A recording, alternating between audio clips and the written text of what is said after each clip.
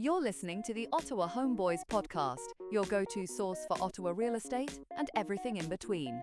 Now, here are your hosts, Aboozar Sheikhi, Burton and Ahmad Hage Hassan. This podcast is about the real estate market in Ottawa and housing advice. But the advice may not apply to your situation. Contact the Homeboyz or any licensed real estate professional for specific recommendations before you make decisions about your real estate needs. Welcome to another episode of Ottawa Homeboyz. I'm Aboozar Sheikhi. I got Burton and Ahmad Hassan. Yes, Welcome sir. to another episode. And this episode, we're focusing on technology and real estate. AI to be specific. We got a special guest, Mr. Aliab. And we'll let him talk about his thing soon. And then we'll just get into what we've done this week in the housing market with the boys, and then we'll get into the specifics on real estate and technology. Yeah. Yes, sir. How you guys been? Yeah, doing good. Thanks for hosting us, Aliab. Most Yeah, importantly, thank you. can't wait to Beautiful. chat with you. Happy to have you guys here, man. I saw what you guys were doing. Ahmed told me about it the other week, and I had to just jump in and find a way to get you guys here so we can sit Yeah, and love talk. it. So, Excellent. Love it. Happy to be here. No, we've been good. Definitely excited to this. Excited to chat with you guys Absolutely. and everything. Yeah. Week's been good so far, boys. Have a couple exciting things on the go. We've got a buyer that just got under contract last night. Okay. So you got that. So we The won. Cornwall? We won in multiple offers. Good Felt for you. great. Getting everything in a row, ducks in a row wise. Stuff, yeah. Just gonna get financing taken care of, inspection taken care of. Still have appropriate amount of time to deal with that, which is fantastic. And then the other exciting thing I got going on is I've got a purpose-built rental building in Westboro that we're gonna have about a dozen units get Wow. listed Yeah. within the next week or so Very for cool. that. By a pretty good builder, eh? Fantastic builder. Mhm. Location's like unbeatable, man. Mm-hmm. You're like a block away from everything in Westboro. I just drove by there the Yeah. other day, and like it's right there. It's right in the thick of it, which is awesome. What's Exactly. the building then? And the building? Building's called Post House by Azure. So Azure is the developer. They also have a big one just about a couple blocks away, corner of Scott and Churchill. So that one's about 25 stories, 26 stories, and about I think 10 to 15 units per floor. Okay. So right now we're working on a low rise, and then the goal is to take a chunk on the high rise. Take the whole town. There you go. There you go, bud. On a side note, you guys gotta try Elise. It's in that building. Super good restaurant. Haven't heard anything but good Okay. things about it. man. Yeah. Yeah. How about you guys? How you been on? We did a boot camp just a couple days yesterday or a couple days ago now. Time flies. Yeah. Yeah. Hosted by Northern Alliance, which is a group here in Ottawa. So we got some really good knowledge from the guys there. These guys have been in the business for quite some time, and they had a coach from I think he's from the States, right? Yeah. Cheers. It's, Yeah. Tom Ferry. Tom so Ferry Tom trained Ferry's coach. huge with Yeah. coaching in the States and Canada as well. So he was basically a rep from, and then the coach And from. this specific gentleman, I think he's been in the business like 30-ish years or whatnot. Wow. And then I think he runs his own brokerage with a team underneath. Seemed pretty interesting. Yeah. Yeah, so that was great. Good learning opportunity for agents. Like, we show up to this thing and we don't get paid for it, which is like, I was just thinking about this the other day. Like this is time that you need that energy to like go, but it's a great learning opportunity because man, I had a notebook filled with stuff that I want to start doing into the new year. Yeah. Specifically to The my timing was business. right too, I feel. Just Big time. enough away so that you get your mind wrapped around what exactly you need to do for the coming years. It Exactly. was great. Exactly. So yeah, that was great. Business on my end is slowing down a little bit. I think I mentioned to you guys last podcast that in December I tend to just unwind. I do more stuff at home, like reading books and more of the learning part of the business, and not necessarily the prospecting or the follow up side of things. If there's ever a month to do it, man, like 100% December is the time for that. Yeah. And I think like if you take a little bit of time, just get your mindset like perfect, ready to go for the year. Yeah. The way you can come back in January and just fire things up, I think you'll be in good shape, man. Absolutely. Absolutely. How about you, man? It was a busy week, all in all, showings, buyers, and so on. And I was out. I was telling you guys this past Sunday in the snow. So I'm driving back and forth, and Constant Space showing there, Stittsville, Orleans, and then back to Canada again in the afternoon. And then the day before that, we went into the multiple bid in Manotech, which there was a property backing out to the river, 7 offers. So unfortunately, we just came short. It wasn't for us, but insane. A property similar to that came on the market 4 months ago at 600 list price, sells for 651. This property, looking at the stats, they listed at 650, sells for 726. So the difference between that buyer and this buyer, getting it for 650 versus 725, it's mind-boggling. And these are identical. Multiple offers, And which is crazy. unconditional. Unconditional, that's right. With septic and everything. The man. septic. So that was septic. It was connected with the city, like the water was connected, but it was septic. And this is you're looking at the original septic built in the 70s. Yeah.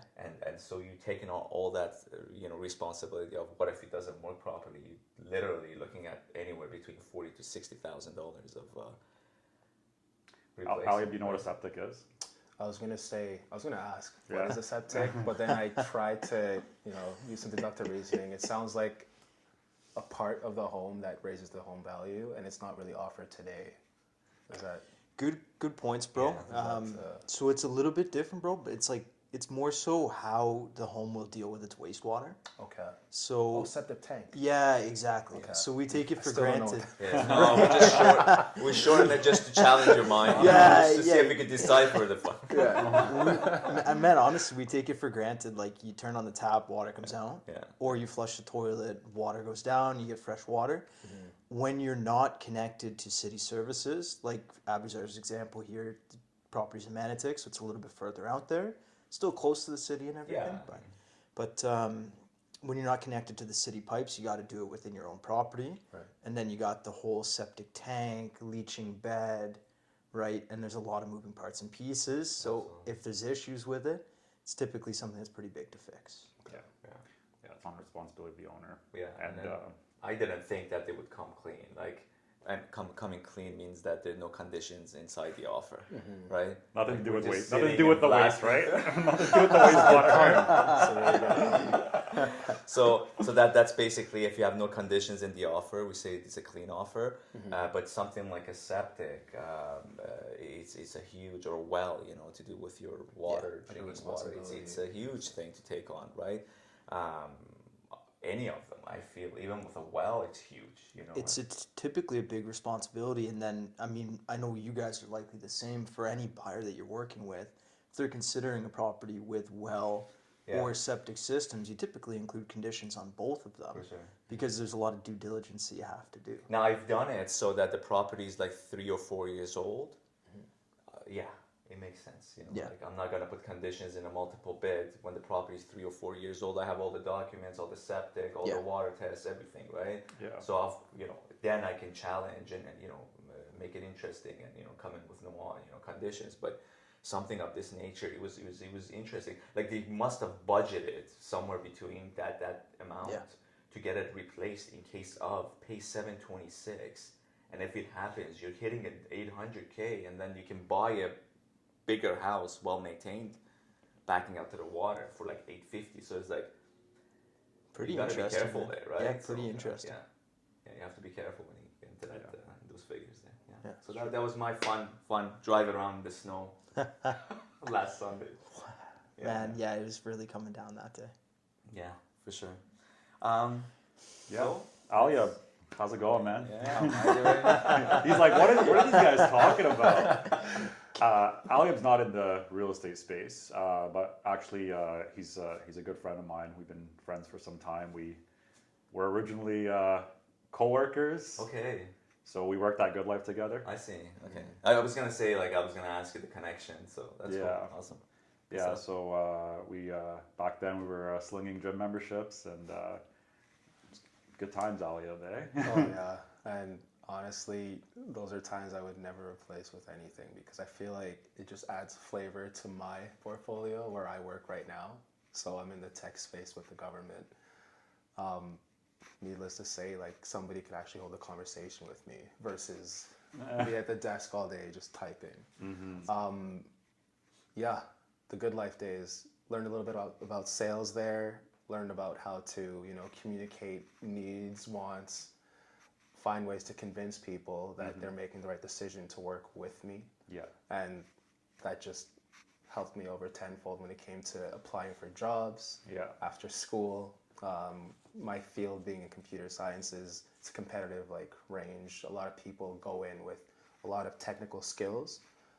I'd like to say I worked on that as well, but I feel it's more my character and my ability to kind of engage with a client that allowed me to have a foot in the door, to say the least. So.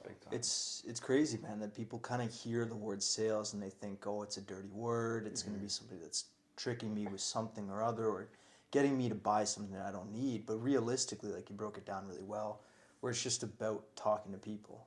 And I think everything is sales at the end of the day. Yeah. Interviews is a perfect example of it. You want to sell yourself by explaining why you're the best fit for the job. Absolutely. So what are you doing nowadays, man? What's your day-to-day looking like? So I work in the government. 3 out of 5 days I'm in office. My main goal at the office is to assist with all the, of course, security, because I can't just disclose, but we're assisting with middleware technology that allow all government operations to work. So when it comes to websites logging in or, you know, access to information policies and so forth, I'm actually dealing with the layer right below. So I'm not dealing with people literally, I am dealing with the technology that just allows routing for communications to work. Cool. That's it in a nutshell. Very nice, man. So you can see it's the same thing as, you know, we picked up bits and pieces. Yeah. Same thing as you picked up bits and pieces. Well, I could say like No, I know. Some things are sensitive, you know, security. yeah, sensitive security, but like Yeah. the reality is that the biggest thing for us in the government is we do have like really like attention to detail regarding data and personal information. It's really huge for Canada, I'd say more so than the United States, where private companies can't just, you know, merge into our business and allow like transactions between people. Yeah. So we really take that seriously in the government. But at the same time, we are trying to modernize. A big thing with today's technology is data. Data is almost more of a commodity than water at this point.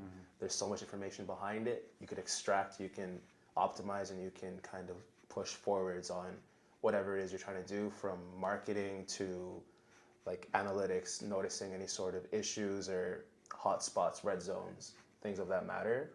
It's funny because like for me, I work more with like the security side of things, and even though like security is our top priority, we're still sensitive with regards to the data that we're allowed to You're touch. still in it, right? And that was our question. Like my thing is like, first of all, let's ask us as realtors, right? In real estate, what are your fears with the AI?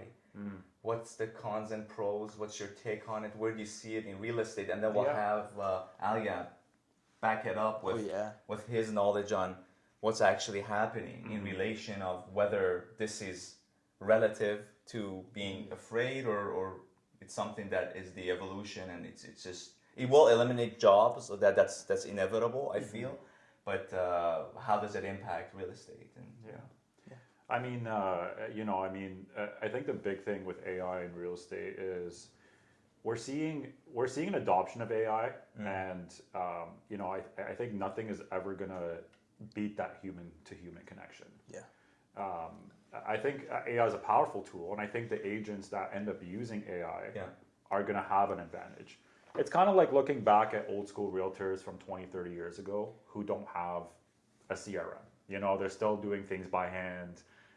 They don't have any sort of like systems in place, and I'm sure they're doing relatively well for where they are at in life, but they don't have the tools to make things more, more like systematic. And it's, they're spending more time chasing leads or spending more time, writing emails out. Whereas the more tech forward agents have that in their disposal. They have their smart systems laid out.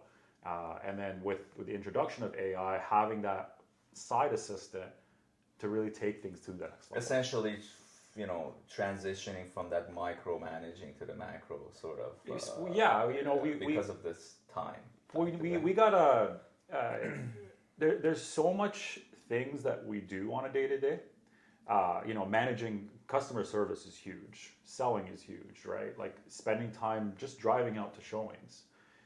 A lot of our time is being taken. And when we're writing offers, for example, taking 30 minutes of our time. So there's my old CEO, Ryan, he started this company called Paper, which we got introduced to at the boot camp. Yeah. And it was, honestly, I was quite impressed with what I saw, because for us to write offers, we have to take the document, upload it, fill out every little detail. It takes about 30 minutes of our time. And sure, it doesn't sound like a lot, but hey, if we're working 5 deals, 6 deals within the span of a week, that's a lot of time out of our day. Introducing a software like Papered, man, it was pretty cool.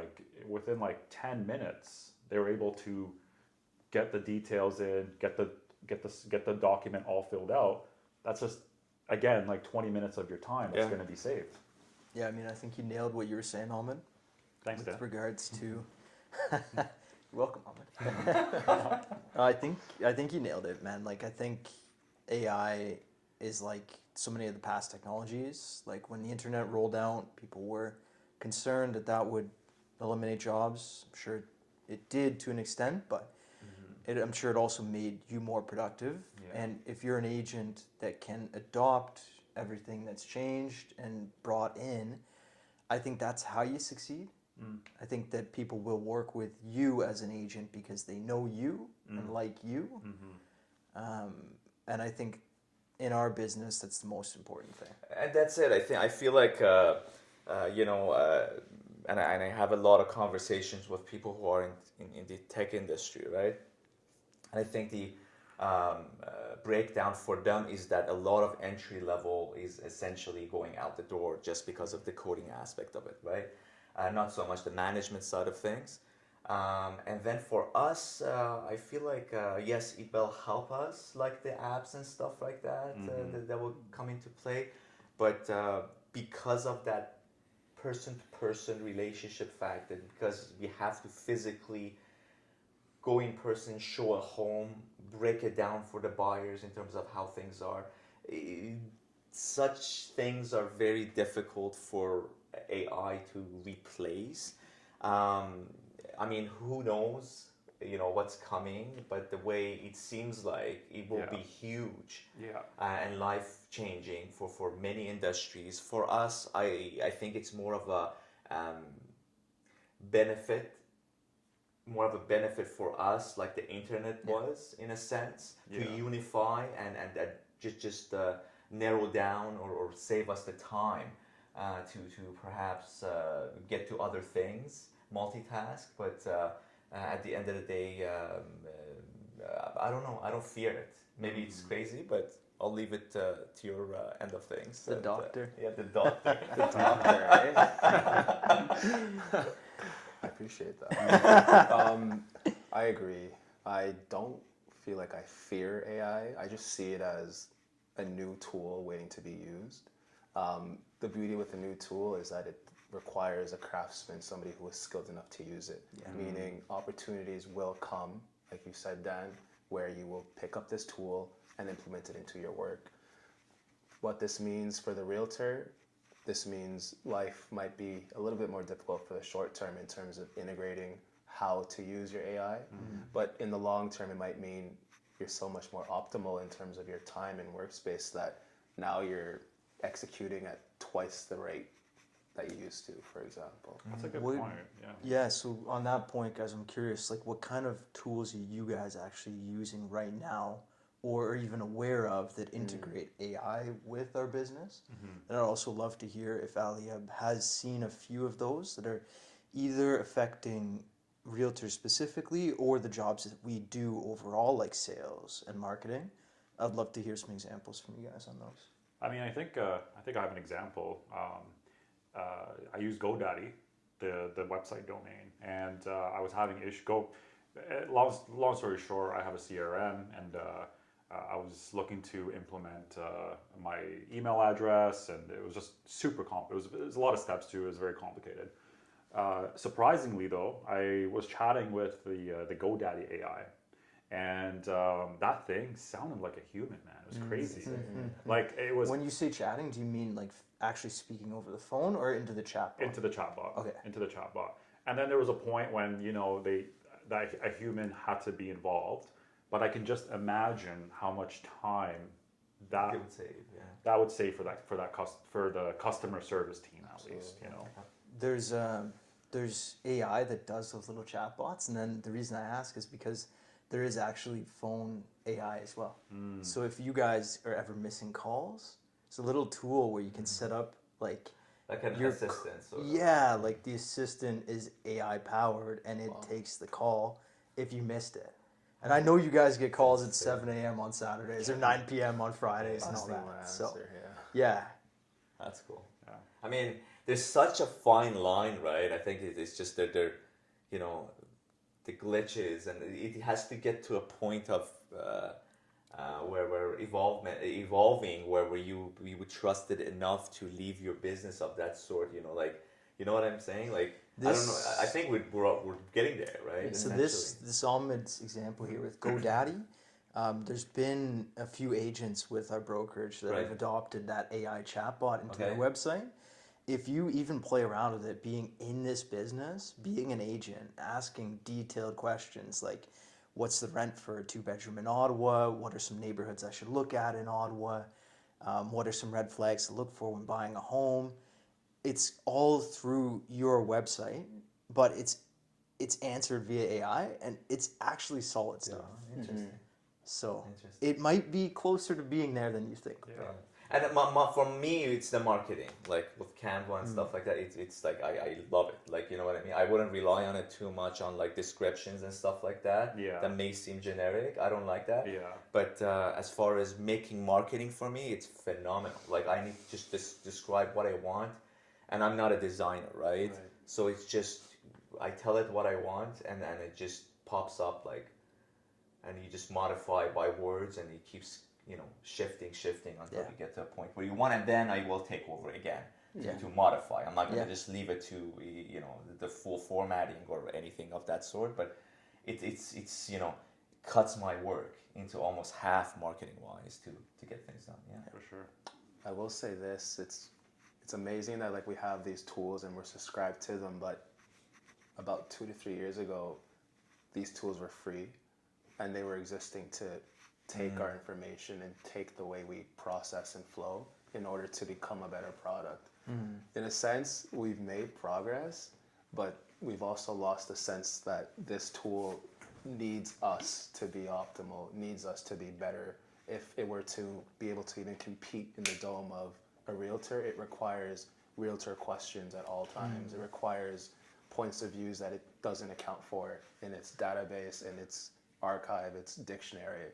So, do you think you can explain that more, bro, for like the people that don't know anything about like how AI actually works, and like hearing the little bit of like it takes these questions, it learns from them, like what's the process like for that? Yeah, so like best way to explain it would be, imagine you have, I'm just going to improvise this essentially. So imagine you have a child and you are teaching this child how to play basketball, for example.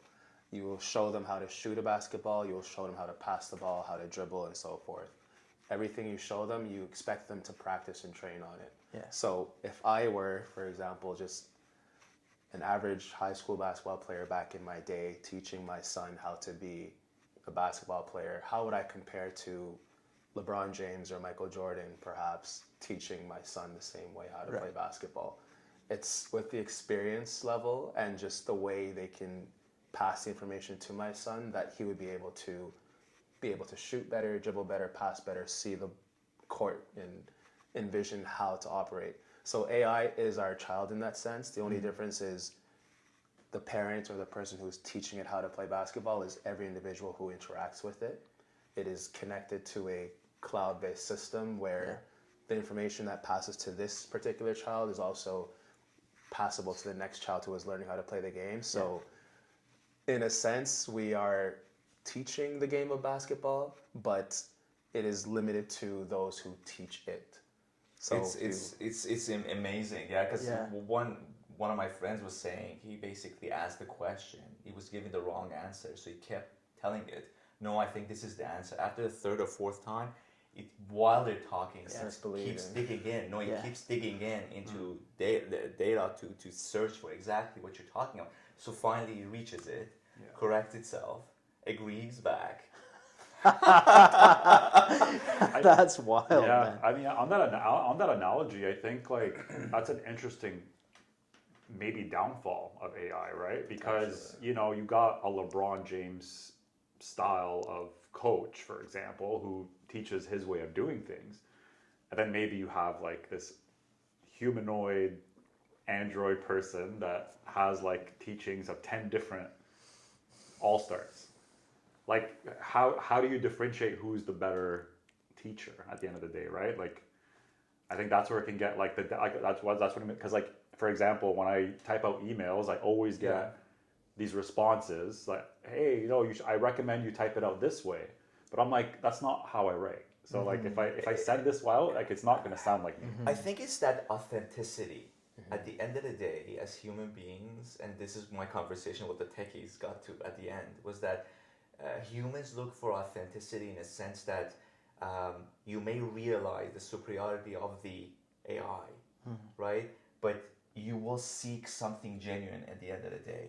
Whereas we came to a conclusion that at the end of the day, with regardless of how advanced this will become, we will want to go and sit in a theater to watch human beings act things out at the end of the day, instead of relying. You know what I mean? Like you need that desire, that pull will be always there for humans.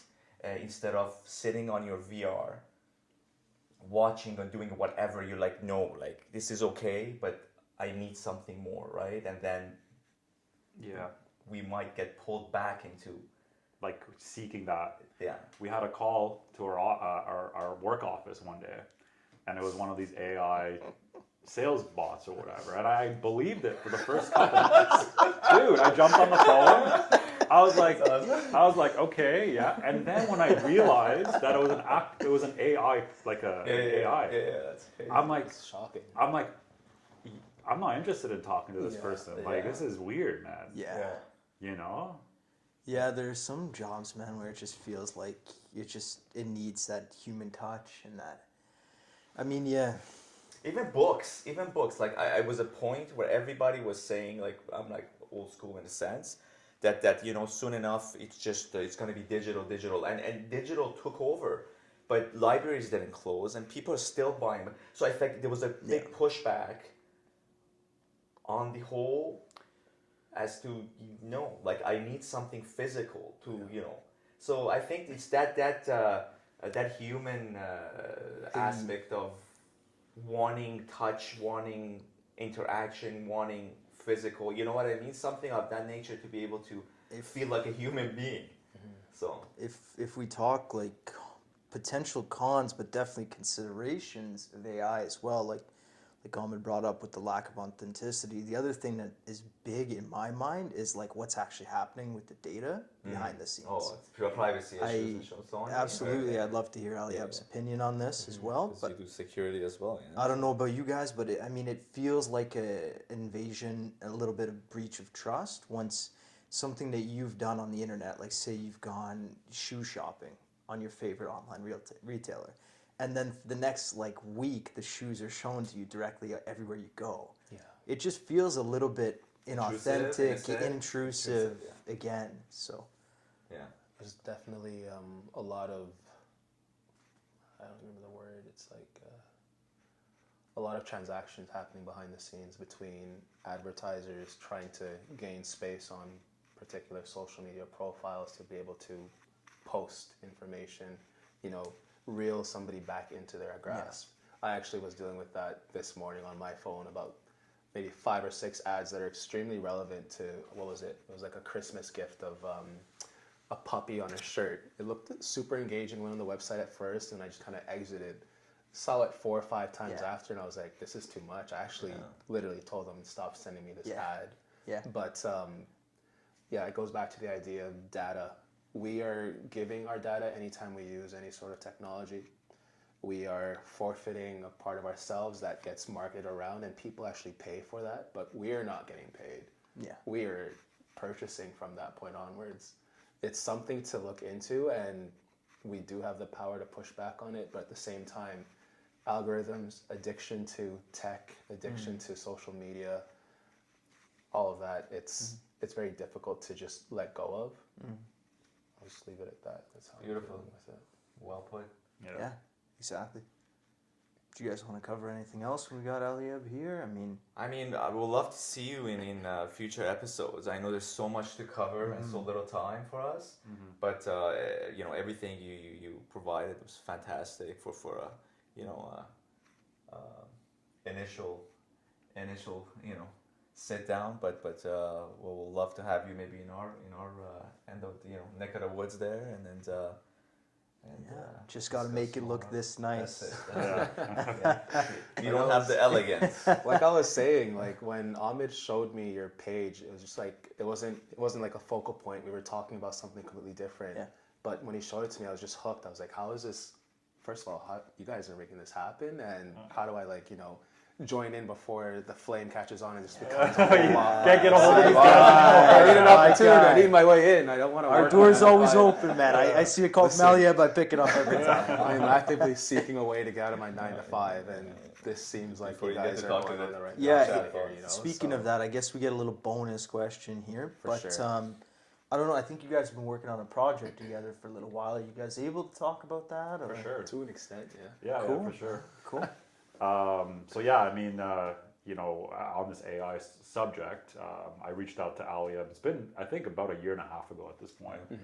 And I come from a tech company, unreserved, so I really got a sense of how things go on, and the power of websites and the power of technology, like of tech websites, especially. So yeah, I mean, I approached Aliab, and we've been kind of working on an AI website. So more to come on that.